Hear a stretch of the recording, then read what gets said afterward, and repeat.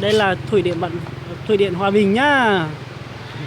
Ai mà chưa đến thì đến để xem nha, để biết nha. Cực đẹp luôn, nước quá trong luôn. Cá quá to. Rồi là cá. Đây là bạn tên là Đức, học cùng lớp.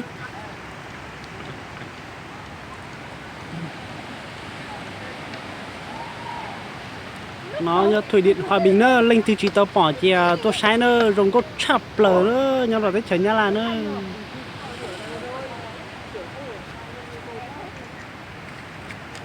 Bây giờ phải chụp cái dư tôi ok.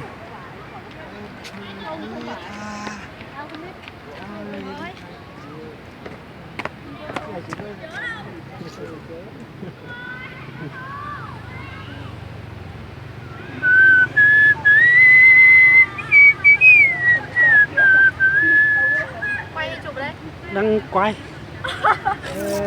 Phải nói trước. Xin chào bạn xinh đẹp, bạn tên là gì đấy?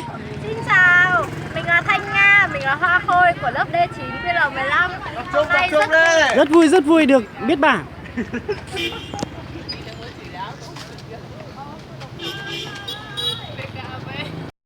Cho nên một sai chờ xì nhau rồi tới chờ nhá là nó thủy điện bên nhá là hồi trả này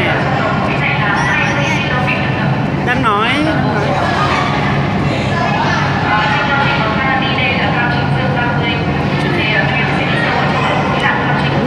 phải phát lọt chập rồi nữa rồi đấy chờ nhá là nữa.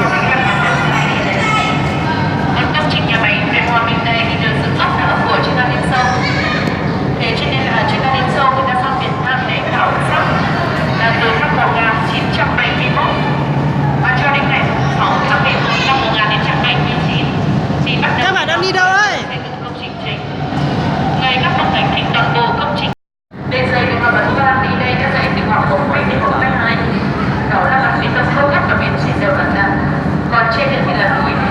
Nhưng bên dưới trên bản lan đi này là đường ống dẫn rất là nhiều. Cái tua bin nữa. Dưới cao chỉ khoảng 18 mét, đó là đường ống dẫn rất là. Ôi, như đoàn mình như có cả bóng ghế.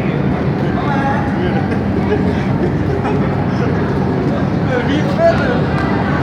Như cái tung.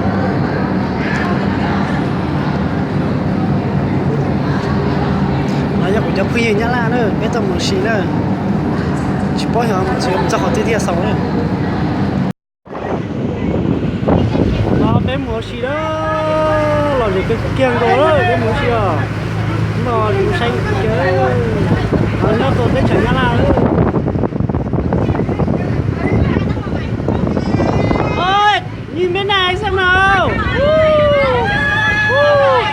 Sao lại nằm như thế? Xin chào bạn ơi. Là anh đâu?